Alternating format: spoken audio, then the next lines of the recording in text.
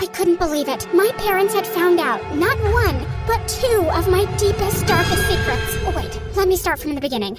Hi, my name is May, and boy, do I have a crazy story for you. Like and subscribe for me to spill the gossip. Growing up with my drill sergeant parents were no joke. I was woken up with a shrill whistle at 6 a.m. every day. And my parents ran laps around the block with me before I got ready for school. My entire schedule was planned out with military precision, and even simple house chores became a boot camp challenge. You made your bed in 41.28 seconds last time. Let's see if you can beat your own record. They loaded me up with activities like chess, horseback riding, and classical piano lessons, so there was no time for playdates. Sure, I was lucky to have those opportunities, but it could get exhausting and even lonely sometimes. But my life took a wild turn in middle school. Just as I'd stepped through the gates after winter break, I got hit by a giant snowball out of nowhere, and then I was tackled to the ground by some girl I'd never seen before. Gotcha! You thought you could get away, Adrian? What? Do I look like a boy to you? Oh, I'm so sorry. It was an honest mistake because of your snow cap. Just as she helped me up, someone threw another snowball at me. It was this guy Adrian from my class. He's the one I'm after. I've known him since we were kids, and he is such a butt crack. You want to help me get him?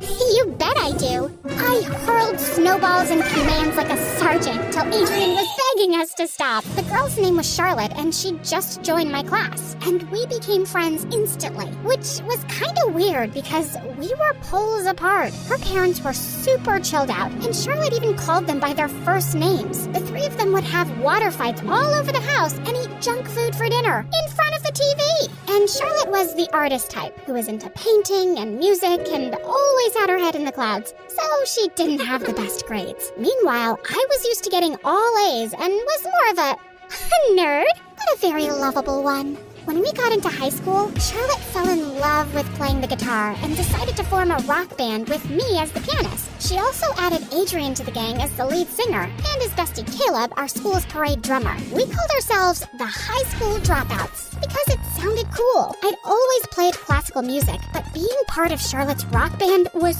so much more fun. Maybe I just really enjoyed it because it meant I didn't have to play alone. I became friends with the boys too, especially Caleb, who often asked me to help him out with math. And of course, I didn't tell my parents. They would never support me wasting my time on something non-serious like rock music. A few weeks later, we found out that our school was hosting that year's Battle of the Bands. If the high school dropouts could win the competition, we had a chance of getting famous. So we started practicing day and night. Everything was going fine till one night, my parents caught me sneaking in late from a band practice. And that's when I had to lie to them for the first time. I was at Charlotte's place for chess practice. Did you know her parents are national chess champions in Uganda? Yeah, they used to live in Uganda, and they've been coaching me and Charlotte for this big chess competition coming up soon. Oh, my baby is really taking chess seriously. I'm so proud of you. Now that I had my parents' blessing to visit Charlotte whenever, I was always over for band practice. But it was around this time that I started seeing her a bit differently. Before, we were best buddies who could even fart in front of each other.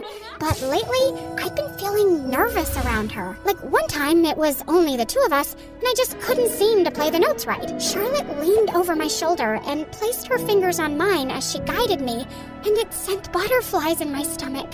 See? That wasn't so hard, was it? I suddenly had this strong urge to kiss her, but the thought startled me so much that I elbowed her hard in the stomach instead. Oh my god, I am so sorry. My arm just spasmed. And that's when it hit me. I had a crush on my best friend. That's why I was being so dumb around her all the time lately. And sometimes I felt I caught a serious vibe from her too. A week before our big performance, Adrian invited us all over to his place for a jam session and a sleepover since we'd be practicing late into the night. I was sharing a room with Charlotte, and I decided I was ready to tell her how I felt. But Charlotte beat me to it. I've been meaning to tell you something, May. Gosh, I'm so nervous. Okay, here goes. I have the biggest crush, oh my god, on Adrian. What? Are you sure? I mean, we're talking about Adrian. He's a butt crack, right? Haven't you kind of hated each other since you were kids? Well, I didn't know he was going to grow up to be so cute. And what's hate, really? Just a form of love. I sometimes can't breathe properly around him, especially when he wears that blue shirt. Have you noticed how it brings out his blue eyes? I really hadn't noticed. I need your help, May. Do you think you could talk to him? Just give him some hint that I like him so he'll ask me out. Please? I just get so nervous every time I try to say anything. Do you know what I mean? Totally. As Charlotte hugged me and turned away to sleep, I felt sick. I went down for some water, and as I was passing by the lounge, I spotted Adrian's dad sitting there with him. Adrian, of course we support you, but are you sure you want to do this? What if it ruins your friendship, son? Dads, I've tried to keep my feelings to myself, but it's hard when we meet each other for practice every day. I just have to take a chance and confess my feelings. I should talk to May about it soon. I gasped in shock and tiptoed away quietly. Adrian had feelings for me, and he was planning to confess soon? And my BFF, who I had a crush on the guy who had a crush on me. Oh, this was too much to process. I had no idea how to break the news to Charlotte, and I wanted to stay away from Adrian, but that was impossible since the high school dropouts were going into overdrive preparing. Come on, go say something to him. You promised. As I reluctantly approached Adrian, he looked up at me with a smile. May, I'm glad we got a moment alone. Listen, there's something... Charlotte thinks this blue looks really good on you. She said it brings out the color of your eyes. Okay, what do you think? Me? I don't like it at all. You just look like a psycho in blue. Jeez, fine. If you hate it that much, I'll just take it off. Saying that, he took off his shirt, and I heard Charlotte gasp in the background and drop her guitar. What did she see in this guy anyway? He looked like a very average Greek god. As if things couldn't get any messier, Charlotte had another shocker for me the next day. Look, I found this note in the bag I'd taken over to Adrian's house for the sleepover that night. Roses are red, violets are blue. My brain goes haywire when I'm near you. You make my heart beat harder than a drum. I have a crush on you, my sugar plum. Caleb. What? Caleb likes you?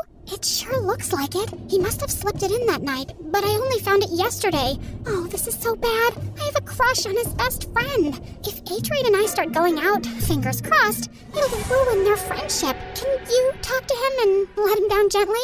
I mean, you and Caleb are good friends, right? What am I, your boy manager? I have to get one to ask you out, and now I have to reject the other on your behalf? Please, you're my best friend, May. Ugh, of course I said yes. I went over to Caleb's house after school that day to talk. He lived with his aunt and her 4 daughters, and I had to introduce myself to all of them before they showed me the way to his room.